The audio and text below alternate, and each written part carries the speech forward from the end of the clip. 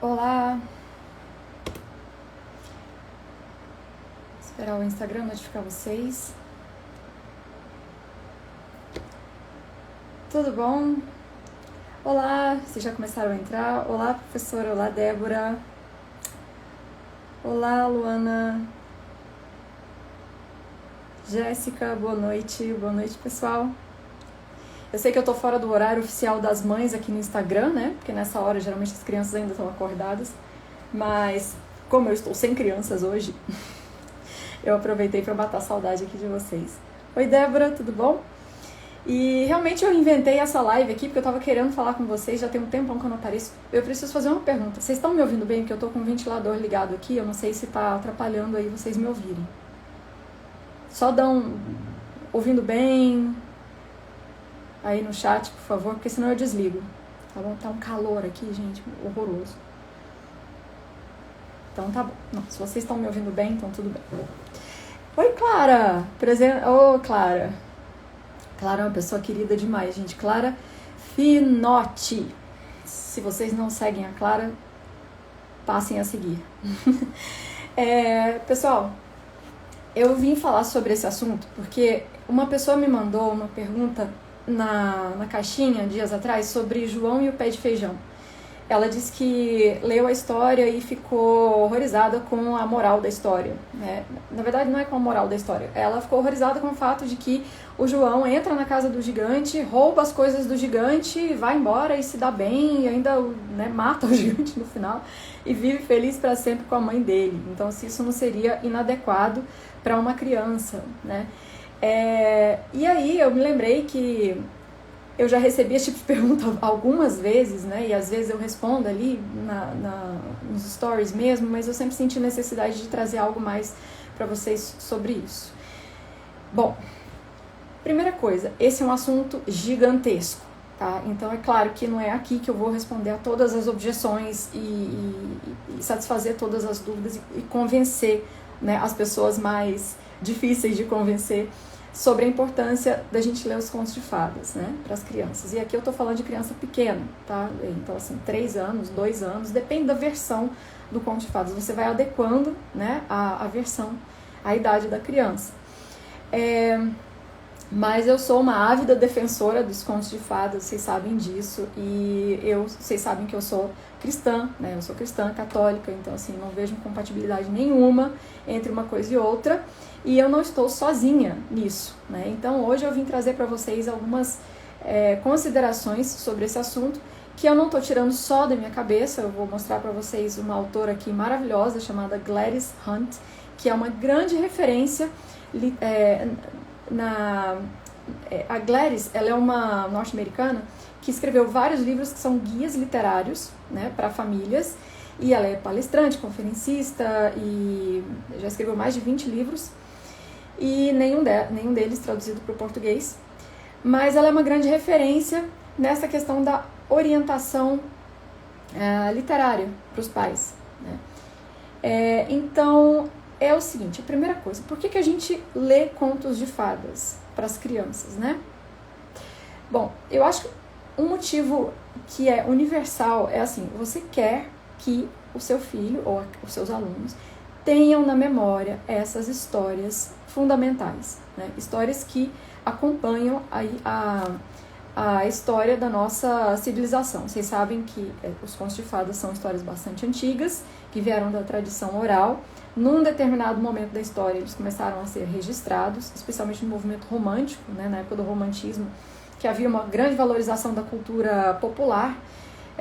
Achou-se importante registrar aquelas histórias para que elas não se perdessem, né? Os irmãos Grimm são do século XIX, né? O Perrault, um pouco anterior, do século XVII. Existem outros, né? Outras pessoas que já estavam registrando por escrito essas histórias, mas o fato é que o registro escrito delas é relativamente recente.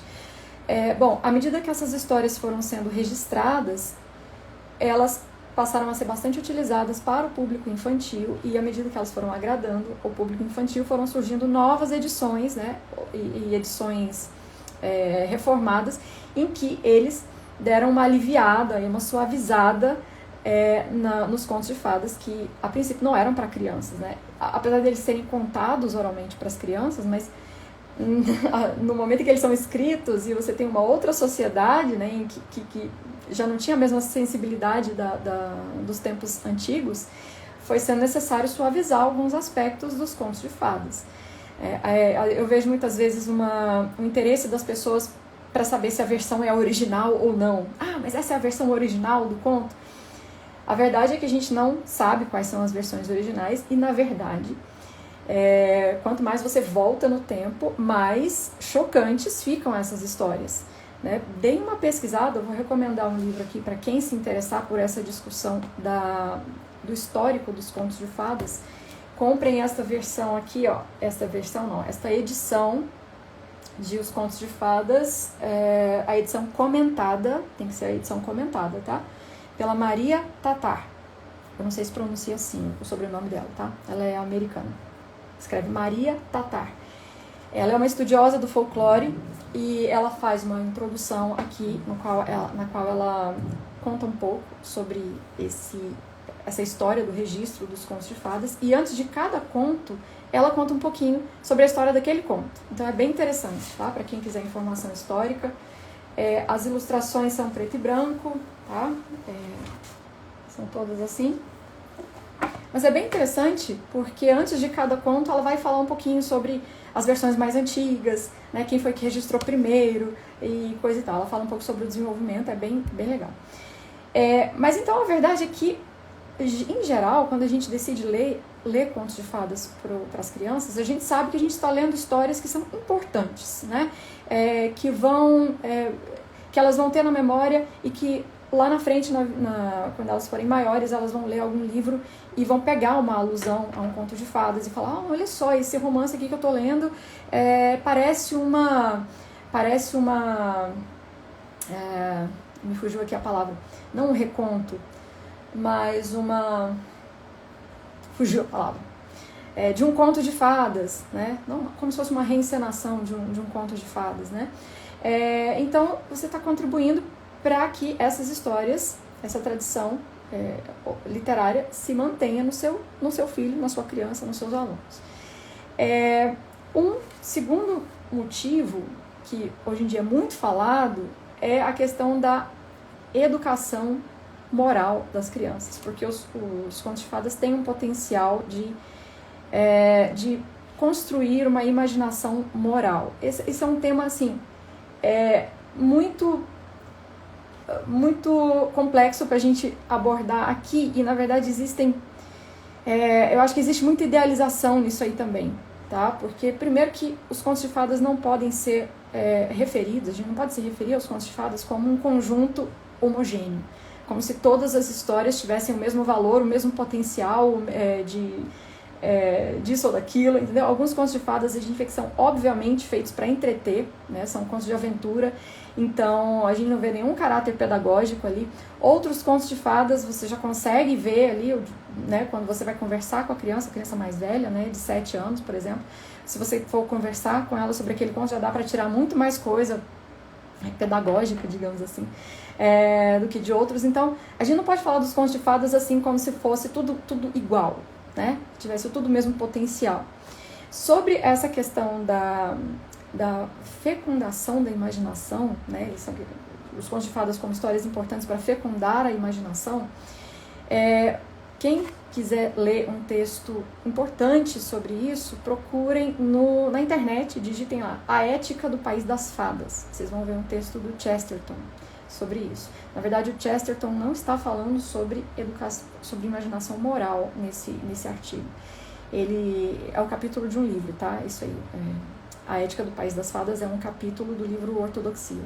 Vocês encontram no Google, traduzido pelo Roberto Malé. Então, o Chesterton vai falar ali da importância dos contos de fadas para fecundar a imaginação no seguinte sentido. Ele diz que os homens de ciência tomam como certas coisas que não são certas absolutamente, tomam como leis coisas que não são ditadas por leis. Por exemplo, que os homens de ciência acreditam piamente que se você cortar o galho de uma macieira, a maçã cai. Ele diz assim, olha, nós não temos garantia nenhuma de que isso vai acontecer, de que a maçã não vai sair voando. Nós simplesmente sabemos que nós estamos acostumados a ver isso. Quando você corta o galho de uma macieira, a maçã cai. É uma coisa que acontece com frequência, né? Acontece repetidamente, mas não existe uma lei que determine isso. Vocês entendem? E os contos de fadas são exatamente isso, quer dizer, nos contos de fadas você tem uma sucessão de eventos maravilhosos, que para muita gente são irracionais, mas ele diz, não, eles não são irracionais. O Chesterton, né, ele faz uma defesa da racionalidade dos contos de fadas, né? E aí os contos de fadas servem para nos lembrar de que nós estamos num mundo maravilhoso. Nós simplesmente nos acostumamos a ver certas coisas se repetindo no nosso mundo, e aí a gente imagina que aquilo é uma lei, que aquilo não... E o que fugir daquilo é impossível, é besteira, é por isso que tanta gente despreza os contos de fadas também, né? Achando que é tudo uma fantasiazinha boba, né? Então o Chesterton faz uma defesa assim, apaixonada é modo de dizer, não é apaixonada, é bem, bem racional a defesa que ele faz ali nesse capítulo. Bom, então os contos de fadas têm também esse potencial de fecundar a imaginação, tá?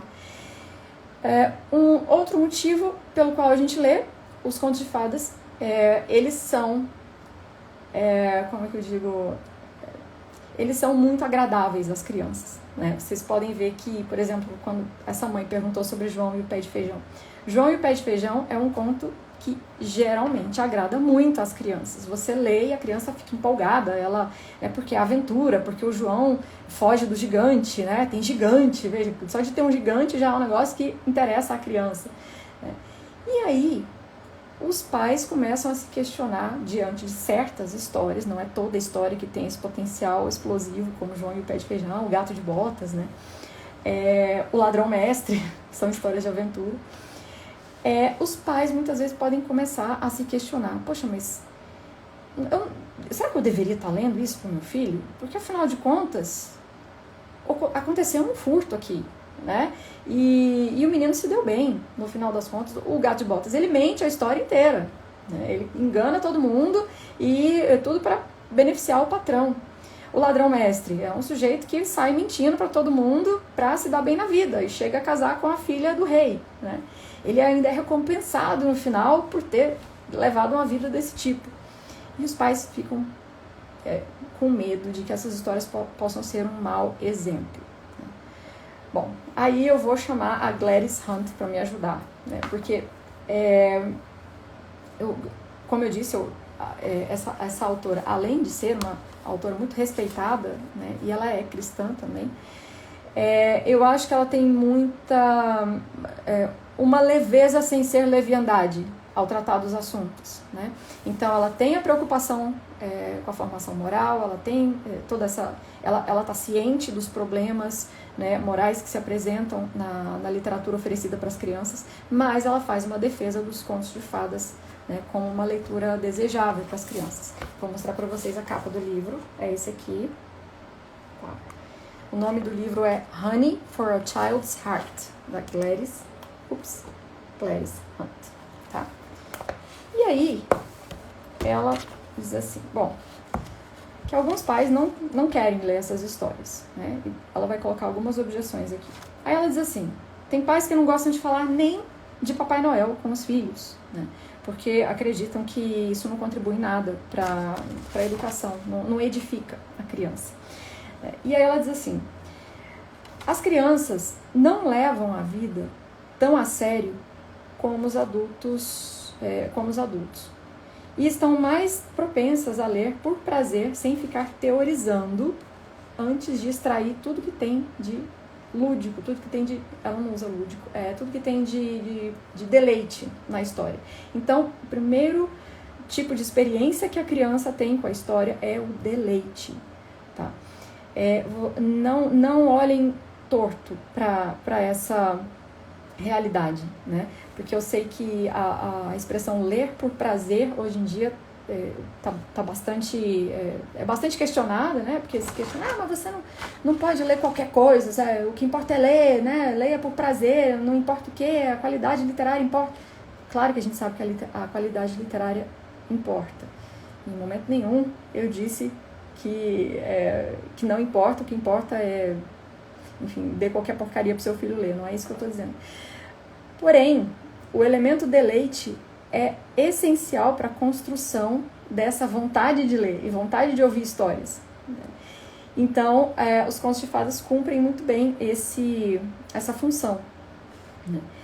E, veja, a gente tem que lembrar que as histórias, depois que a gente conta uma história, depois que a gente lê uma história, fica uma impressão, né? Existe uma impressão que fica marcada na criança.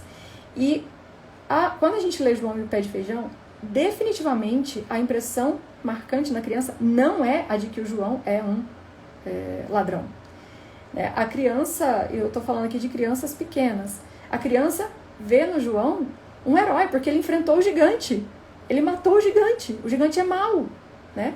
Tem algumas versões que não deixam isso muito explícito. Esse é o problema também dos contos de fadas. Às vezes a edição é muito sintetizada e empobrece muito a história, né? E o gigante, quando aparece em cena, tem até uma cantiga, uma cantilena que ele canta, dizendo que ele sente cheiro de menino, né? E vai comê-lo no café da manhã. Esses versinhos mudam de versão para versão, mas na hora que ele entra, ele canta isso. E aí o João está escondido na cozinha, né? E ouvindo aquilo, e ouvindo os passos do gigante, o chão treme a cada passo do gigante, e ele escondido ali, com medo de ser devorado, né? E aí alguns livros até descrevem o que ele come no café da manhã, e como ele come, e como ele é sanguinário, né? E tudo.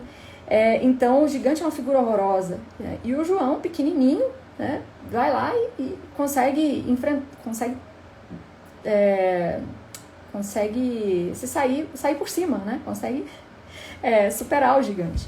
Então a criança sai com essa coisa do heroísmo, da ação dele, da bravura, da coragem dele. Os pais é que ficam com esse negócio do furto na cabeça, né? Aí você pode perguntar, Marcela, mas a criança pode até não perceber e pode até não se incomodar, mas a coisa não fica lá? Aí eu digo o seguinte para vocês: a única formação que os seus filhos recebem é por meio das histórias, né? Porque às vezes eu tenho a impressão que os pais estão confiando demais nas histórias, você entende? Os filhos, antes de ler a história, eles já têm uma noção de certo e errado.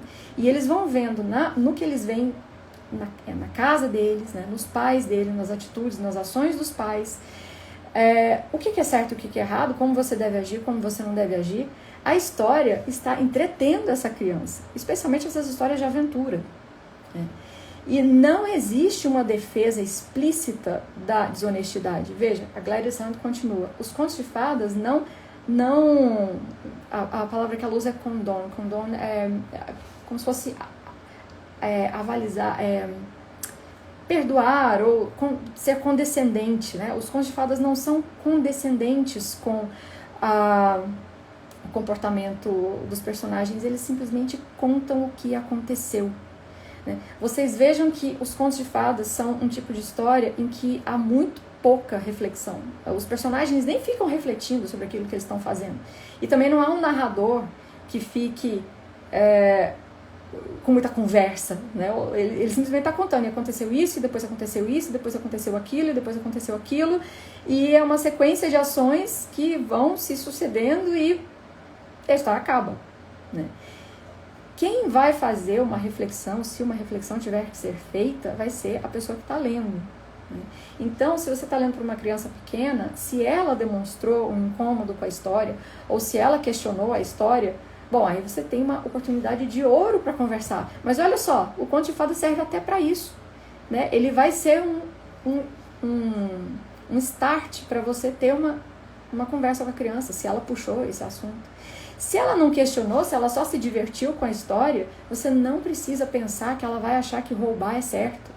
Porque, veja, os contos de fadas não são um catecismo, entendeu? E você não precisa ficar com medo dessas histórias, achando que elas vão ser determinantes na formação moral do seu filho, porque não vão.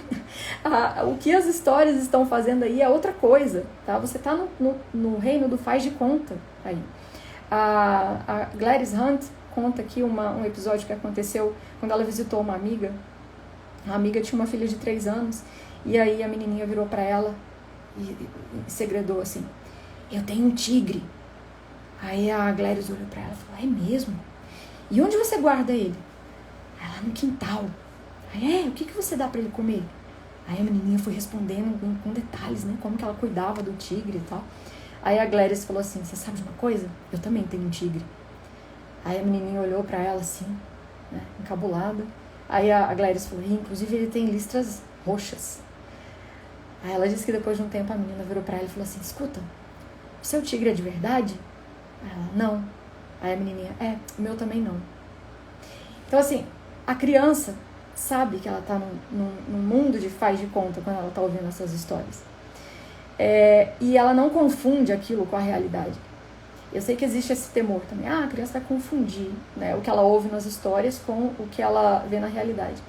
Aí a Gladys faz uma observação sobre a forma como a criança experimenta o mundo. Assim, não é que ela está confundindo o mundo real com o mundo imaginário.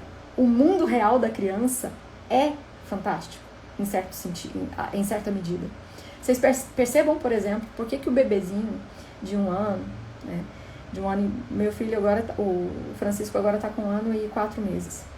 Uma bola quica no chão, ele gargalha, né? Você bota um pano na frente do rosto e abaixa o pano, ele gargalha. É tudo uma surpresa, E aí a gente se lembra do que o Chesterton disse, né? Por que a criança fica tão impressionada com o fato da bola quicar? Porque, de certa forma, não é uma lei natural que aquilo aconteça. Aquilo simplesmente acontece e para a criança é espantoso, né? Então, a criança vive num mundo espantoso. Então, os contos de fadas são um mundo espantoso. Então, os contos de fadas conversam diretamente com a forma como a criança experimenta o mundo. Eu sei que alguns pais temem que isso ofereça riscos para a criança. Eu já ouvi falar assim: mas não é perigoso a criança achar que ela vai voar e aí ela se joga da janela? Eu digo: olha, gente, se você tem criança em casa, você tem que colocar tela na janela, leia você contos de fadas ou não, tá certo? A criança, ela vai fazer certas loucuras, não é porque ela leu num conto de fadas, é porque ela não conhece os riscos envolvidos, né, na vida. E é claro que você vai orientar a sua criança quanto a isso. Então, às vezes dá a impressão que você vai se fechar num mundo de leitura com a criança e não vai dar mais nada para ela, só vai dar livro. Livro. Então, tudo tem que estar nos livros, tudo ela tem que aprender nos livros. Eu falo: nossa, mas ninguém vive assim, né? E se você for ver, assim, essas histórias são tão antigas e as próprias edições, os próprios registros escritos são tão antigos. Se elas tivessem um potencial nocivo desses, né, elas já teriam sido banidas, né, gente? Imagina, se toda essa geração que cresceu ouvindo contos de fadas, se virassem ladrões, assaltantes, né, criminosos, a gente teria uma sociedade que já teria se eliminado, né? Não teria sobrado ninguém. Então, eu acho um medo injustificável, né?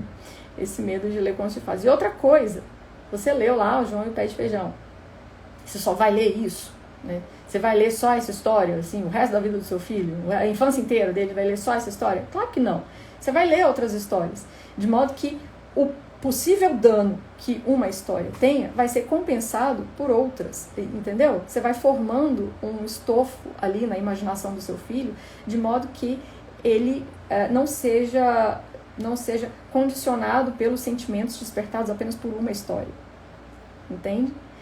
Com crianças mais velhas, que já têm capacidade de raciocinar sobre a história, então assim, crianças de 7 anos, por exemplo, essas histórias, então, têm um potencial de amadurecer a percepção de mundo maravilhosa, um potencial maravilhoso. Por quê? Porque em todos os contos de fadas, como em toda a história, em toda boa história da literatura, você tem ambiguidades morais, porque ambiguidades morais fazem parte da realidade, né? Você não pode ter a ilusão de achar que você deve privar o seu filho, e aqui eu estou falando de crianças que já têm capacidade de perceber essas ambiguidades morais, né? Privar o seu filho dessas ambiguidades. Não, meu filho não pode ter contato com isso. Né? Meu filho tem ali 7 anos e eu só posso ler história para ele que tem exemplos perfeitos de virtude e tudo. Olha, que garantia você tem de que isso vai gerar filhos virtuosos? Né? Você criar um filho que não se acostuma com essa realidade humana, de que as pessoas são imperfeitas, de que as pessoas cometem erros. Veja, você como pai e mãe não é perfeito. E o seu filho percebe isso. Né? Então, as histórias, se você pretende fazer isso com seu filho, então não dê literatura para ele. Nenhum tipo. Né? Nem leia histórias bíblicas para ele. Porque lá ele vai ver um monte de personagem que fez um monte de coisa errada. Veja, e Deus achou importante o que essas pessoas fizeram e essas histórias foram parar na Bíblia. Então, assim, esse medo, né, de que as crianças ajam de uma certa forma porque eles ouviram uma história X ou Y, isso é mais ou menos raciocínio assim, história como receita de bolo. Né? Então, assim, eu quero fazer um filho virtuoso, então eu só posso ler as histórias que têm os ingredientes X, Y, Z. Né? Primeiro, que você não tem garantia nenhuma de que isso vai funcionar. Segundo, que você vai estar privando o seu filho de uma experiência fundamental, que é a experiência das ambiguidades morais, e que ele tem que se orientar nesse mundo. E você é que é o orientador dele. Enquanto ele é criança, é você que orienta, não é a história. Então, as conversas que vocês têm, né, não estou dizendo, eu tenho medo de que às vezes a pessoa imagine que assim, você vai ler o conto de fadas aí, você fala assim, João fez tal coisa, viram crianças, por isso que nós não devemos... Não é isso que eu estou dizendo, né? Vocês leem as histórias e leem de novo, as histórias vão começando a fecundar a imaginação. Daqui a pouco acontece alguma coisa e você pode usar a memória daquela história para puxar um gancho para você conversar sobre alguma coisa. Né? Observe na própria história do João e o pé de feijão. Vocês já pararam para pensar que o João fez tudo o que ele fez por causa da mãe dele? A mãe era uma viúva e eles estavam passando fome, né? E por isso ele vai à cidade para vender o último bem que eles tinham, que era a vaca. E aí ele é enganado, né, por um sujeito que aparece e dá os grãos de feijão para ele. E quando o João entra no castelo do gigante e vê a galinha que bota ovos de ouro, ele pensa, nossa, com essa galinha nossos problemas estão resolvidos. Né? E aí ele leva essa galinha para casa. O que a criança valoriza aí não é o fato de que ele está furtando do gigante, ele valoriza o fato de que ele vai resolver o problema da mãe dele. Ai, Marcela, mas isso é errado. Aí eu volto naquilo. Gente, calma. A criança não faz esse tipo de... Ela não complica tanto o jogo quanto a gente complica. E se você for bastante sincero, você vai ver que a tônica da história não é valorizar o furto, mas é valorizar a coragem do João e a fidelidade dele à mãe, porque ele fica com ela até o fim. Existem algumas pessoas que já se incomodaram tanto com essas versões dos contos de fadas que eles reescreveram os contos. Né? Tem uma história do Cruikshank, que é um grande ilustrador britânico, que quando ele viu a história do Gato de Botas, ele ficou absolutamente horrorizado e modificou a história, né? Porque ele não admitia que um gato pudesse... que uma história pudesse ter um protagonista que fosse tão desonesto e que se desse bem ainda no fim das contas. Né? Então essa indignação moral, ela não é assim coisa de gente iletrada. Ah, não, só gente boba que fica ligando para isso. Não, nós temos alguns relatos de no caso o Cruikshank, que era um ilustrador, né? Que ficou enojado com a história do Gato de Botas. E existem versões de João e o Pé de Feijão, não sei se vocês sabem, que dão uma justificação moral para ele fazer o que ele fez. Né? Existe uma versão que o João é visitado por uma fada que conta para ele que o gigante matou o pai dele, o pai do João, e se apropriou de tudo que ele tinha. Então, o que o João faz ao enfrentar o gigante e pegar e roubar e pegar a galinha, ele está fazendo um resgate de algo que já era dele, por direito. Né? Existe essa versão, e se vocês procurarem, vocês vão encontrar. Inclusive, é a versão que tem no livro... Acho que no livro verde dos contos de fadas, ou no livro vermelho. Agora eu não vou saber se é o verde ou o vermelho, mas enfim, tá lá, essa versão aí. E existem, né, eu vou mostrar para vocês aqui, quem ainda assim se incomodar muito com a história de João e o Pé de Feijão, quiser uma versão mais moralizante da história, pode procurar essa daqui, João e o Pé de Feijão, do Flávio de Souza.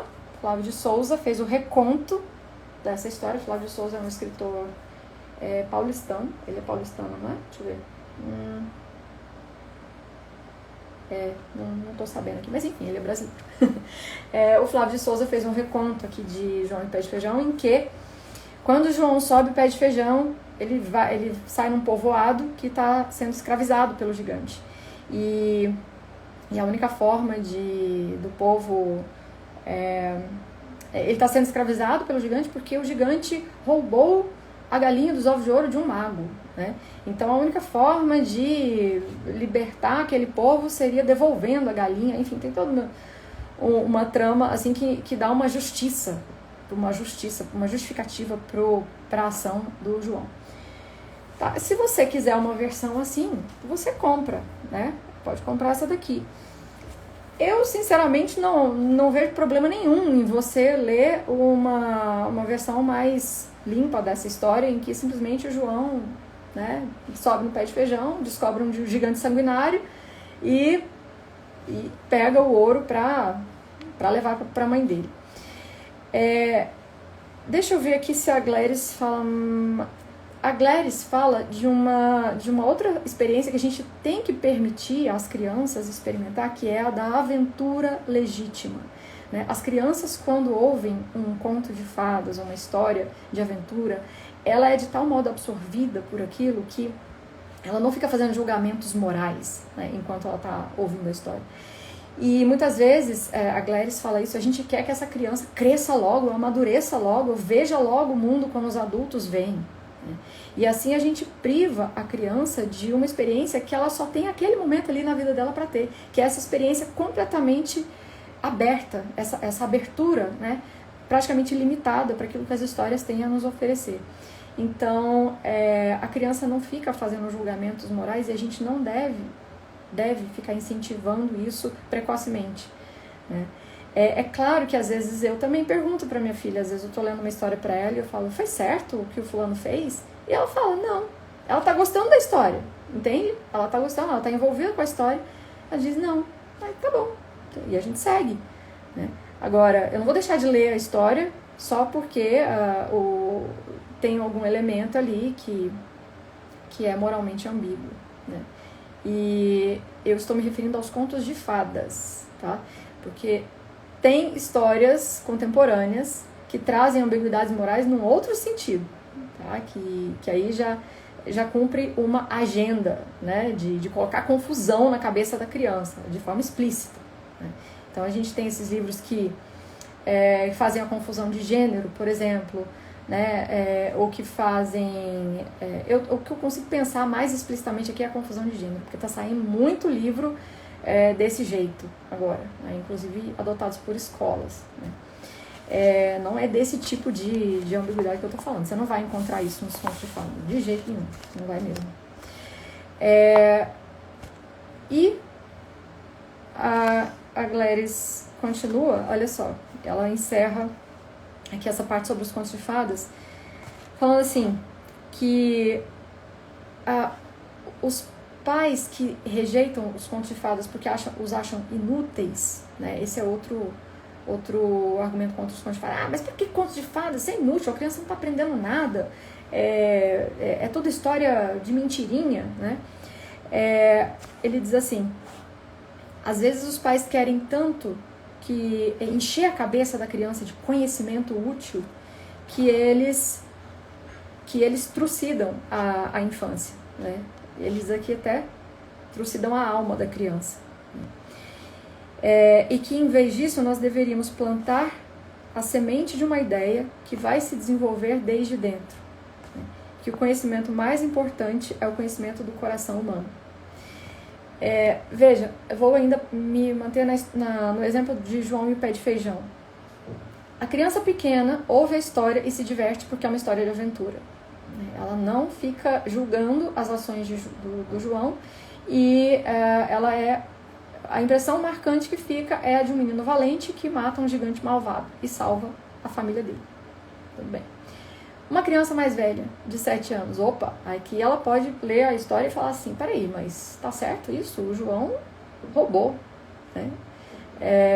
E aí, ele vai ter uma oportunidade maravilhosa, como eu disse já, de contemplar o fenômeno da ambiguidade da vida moral. Porque eu acredito que um dos grandes riscos dos pais que se preocupam com formação literária dos filhos é de passar uma imagem completamente chapada da vida, né? É como se fosse assim, ao se deparar com um pecado, você fosse incapaz de ver que aquilo faz parte do coração humano, entende? E é por isso que nós precisamos do perdão de Deus, é por isso que a gente precisa se confessar, e é por isso que a gente precisa se tornar mais humano, né? E a literatura é uma abertura para isso, né? Então, gente, enfim, era isso, tá, que eu queria trazer aqui hoje para vocês. Eu espero sinceramente que vocês não tenham medo dessas histórias. Eu vou citar um exemplo contemporâneo, a história do Grúfalo, né, que gerou toda uma discussão sobre se a história ensina a mentir ou não. Eu acho que é o mesmo caso de João e o Pé de Feijão. Primeiro, que a maioria das crianças que ouve essa história não tem essa impressão, não sai da história com essa dizendo, né, declarando, eu vou agir igual o ratinho, eu vou enganar todo mundo, eu vou me dar bem. Gente, que criança que lê essa história e pensa assim? Se a criança lê a história e pensa assim, tem alguma coisa muito errada com a educação dessa criança, e não foi culpa da história, tá? O que a criança admira no ratinho do Grúfalo? A esperteza dele, né? Olha só, é um ratinho, e é um grúfalo, é um monstro, né, que queria comer o ratinho, né? Vejam se não é uma reencenação de Davi e Golias, por exemplo, né? Davi pequenininho, o Golias grandão. Marcela, mas aí não, porque o Golias estava falando mal do povo de Deus. Fala, gente, mas veja como vocês estão indo parar longe do que é a história, entende? Então, assim, mais calma, tá? Eu acho que se a gente pudesse fazer um compilado do que eu falei aqui. Primeiro, a gente lê histórias para os nossos filhos, não como um catecismo, né? A gente pode até usar as histórias para ilustrar uma coisa ou outra, mas primeiro que a explicitação de certos valores e de certos temas só acontece com crianças que já têm capacidade de juízo, o que não acontece com uma criança de 3, 4 anos. Você trabalha certo e errado no dia a dia com o seu filho o tempo todo, tá? Então, assim, nas mínimas coisas, o seu filho bateu no irmão, né? Ou o seu filho, sei lá, jogou um objeto no chão com raiva. Opa, aqui está uma oportunidade de você ir acalmando essa criança e conversando com ela, e mostrando para ela que certas coisas a gente não pode fazer, né? E você vai construindo a educação moral é feita de várias fontes, mas principalmente do que a criança está vendo 24 horas dentro de casa, né? E a própria forma como você reage às ações da criança está educando essa criança. Se você é do tipo do pai, o pai que fica indignado, né? Qualquer coisa que acontece, você fica indignado, ou você atribui um significado muito determinante para coisa de criança, né? O seu filho, por exemplo, bateu no irmão, ai, né? Enfim, se você é um pai exaltado, né, você tem que melhorar isso, né? E não pretenda dar uma educação moral para o seu filho se você é um pai exaltado e moralista que fica vendo maldade em tudo. Ver maldade em tudo não é fazer educação, não é dar educação moral, né? Então, né, é isso. Aproveite o deleite da criança com essas histórias, porque isso está construindo algo muito significativo para essa criança, que é o interesse por ouvir histórias e mais tarde por ler histórias. Esses são momentos que são tijolos que você está colocando ali numa vida literária. E eu não lembro os pontos que eu abordei, foram tantos, né? Mas principalmente, assim, confie, né, no seu feeling, né? Não fique teorizando demais sobre essas coisas. Especialmente, eu tô falando de contos de fadas, gente. São histórias bastante antigas, né? São histórias que estão aí sendo contadas para as crianças há muito tempo e não se provaram geradoras de pessoas imorais ou malvadas, né? O que contribui para uma pessoa ser imoral e malvada, pelo amor de Deus, né? Você não vai falar que são os contos de fadas, né? O que seu filho está vendo na televisão? O que seu filho está vendo na escola? O que seu filho está ouvindo nas conversas dentro da sua casa? Você é uma pessoa que fica falando mal dos outros? Você é uma pessoa que fica apontando os defeitos dos outros? Você é uma pessoa avarenta? Você é uma pessoa que não dá esmola? Você é uma pessoa que está sempre com medo de faltar dinheiro? Você é uma pessoa que só fica falando de dinheiro o tempo todo? Isso está colocando coisas ruins no seu filho, né? E então é isso. E você é o seu filho vai ver o mundo pelos seus olhos, né? Quando a criança é pequena, ele percebe o mundo como você o percebe. Então, vocês podem ver isso na criança pequenininha. Eu vejo isso no Francisco, né? 1 ano e 4 meses. Às vezes ele tá no colo de alguém, aí a pessoa faz um gesto pra ele, ele olha pra mim. Aí ele olha pra pessoa de novo. Tipo assim, posso rir? Então eu posso, né? Então a criança busca o nosso olhar para ela poder ver as coisas. Então, se você é uma pessoa tranquila quanto a certos... se você está tranquilo ali, lendo aquela história e está se divertindo junto, o que tem de importante, moralmente falando, o que tem de importante está acontecendo ali, que é essa cumplicidade e essa construção dessa confiança mesmo entre a criança e você, né? E você não precisa ficar com medo que as histórias não fazem efeito sozinhas, tá? Isso aí, enfim, isso não acontece, tá bom? Nem pra bem, nem pra mal. Então, gente, é isso. Deixa eu ver se... Eu vou tentar responder alguma coisa. Vamos ver se eu vou conseguir. Marcela, você pode indicar livros de contos de fadas para crianças de 4 anos? Live maravilhosa, obrigada. Para 4 anos, eu gosto bastante das edições individuais de contos de fadas, né, porque elas são bem ilustradas e permitem uma imersão bem completa na história.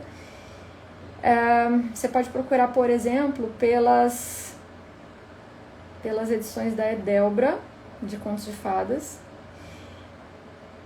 E, deixa eu ver, gente, eu tenho, assim... Eu tenho que parar e pensar, sabe? Os títulos não vêm na minha cabeça, assim, imediatamente. Eu dependo da... Por isso que eu tenho uma estante, né, de livros, porque muitas vezes eu dependo de olhar para a estante e ver. Por isso a minha dificuldade, às vezes, de responder de bate-pronto, assim.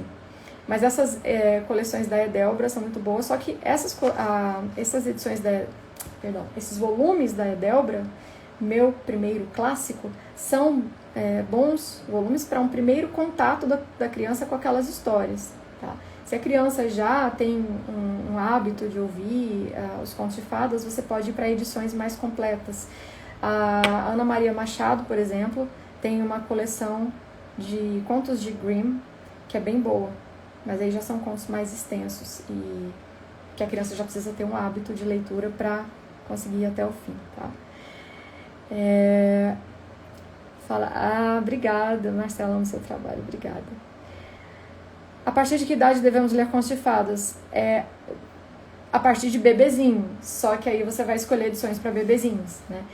Por exemplo, para criança de 1, 2 anos, a gente tem os contos de fadas do Attilio Cassinelli, que são em formato cartonado, né? São as histórias bem curtinhas e só com os eventos principais mesmo ali, mas são edições muito boas, tá, para bebê.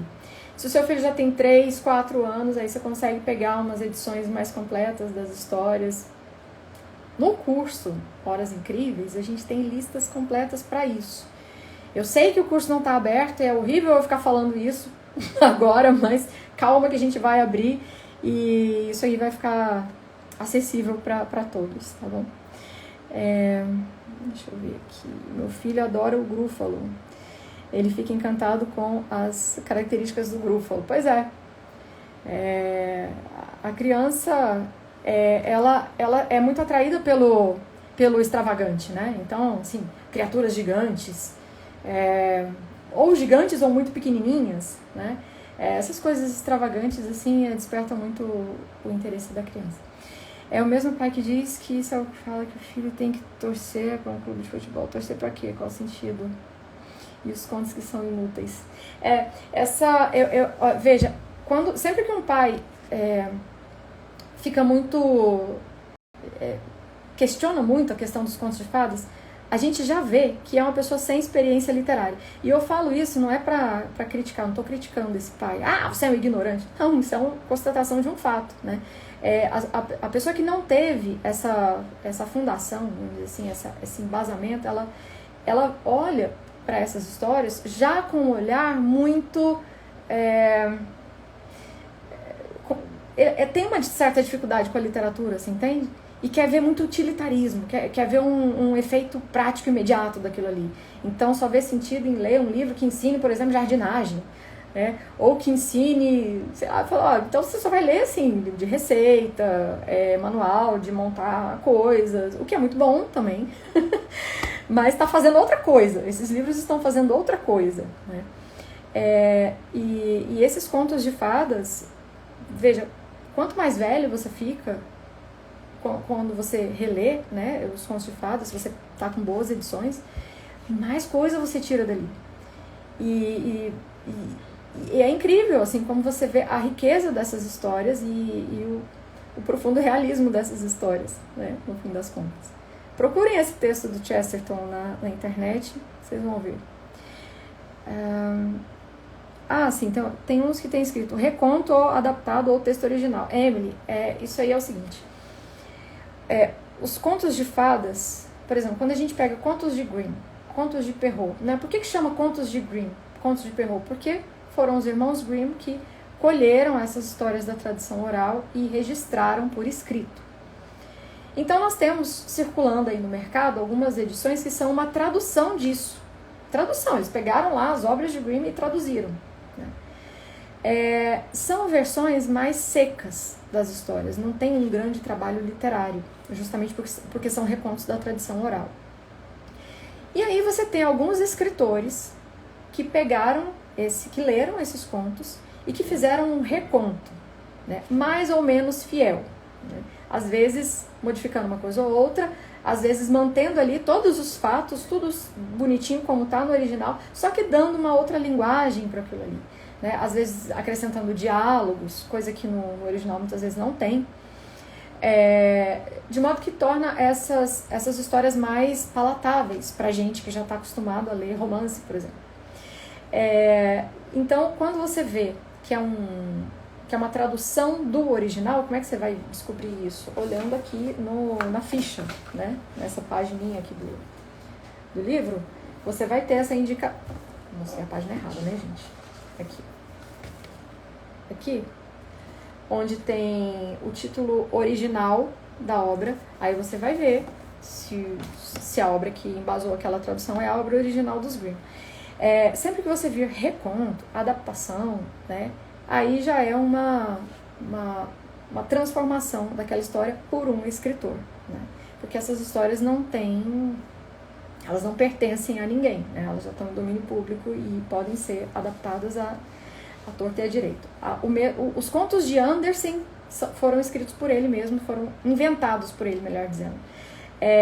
Foram criações dele. Existem muitos poucos contos de Andersen que vieram da tradição oral. Então são contos autorais, a gente diz que são contos autorais, ele criou aquelas histórias.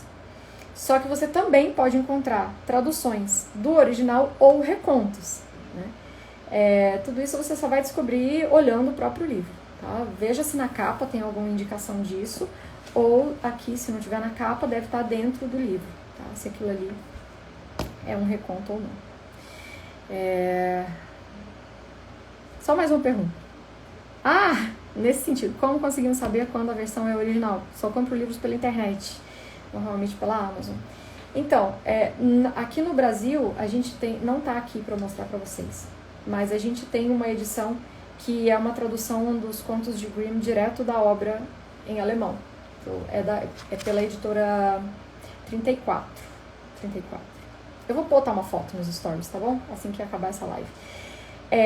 Então ali você tem a versão original, original dos Grimm. Não quer dizer que a história da tradição oral que era contada milhares de anos atrás é aquela que tá ali, tá? Porque essa que era contada milhares de anos atrás, ninguém sabe como era, né? Se perdeu aí em algum lugar. Mas a versão que chegou para os Grimm foi registrada por eles nas suas obras. Tá confuso, gente? Vocês conseguiram entender?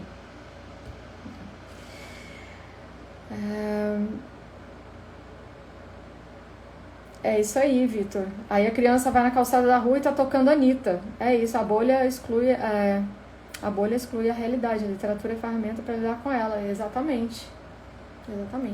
Eu não sou a favor de apresentar obras que tenham temas muito complexos para criança, que sejam perturbadores, por exemplo, para criança e tudo, mas desculpa, deveria ter trazido um copo d'água, tá começando a falhar a voz.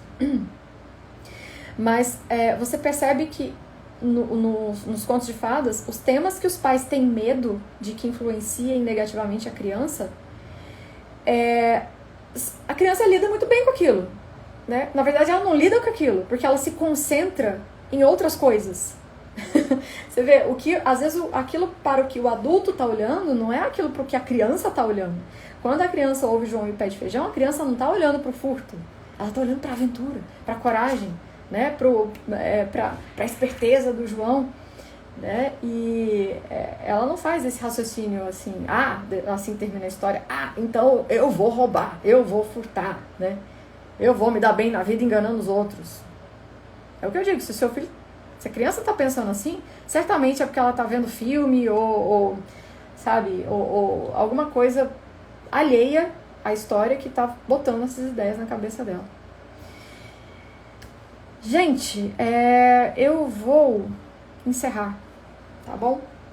Eu vou deixar salva essa live e espero que vocês tenham tirado alguma coisa de útil aqui. Desculpem eu não ter conseguido fazer um resumo aqui no final dos pontos que eu abordei, porque, enfim, eu não anotei, então não deu para fazer um recap aqui, mas espero que vocês tenham aproveitado aí alguma coisa. Agradeço muito vocês terem ficado aqui até agora e vou abrir uma caixinha para não deixar vocês órfãos. Fiquem com Deus e até a próxima.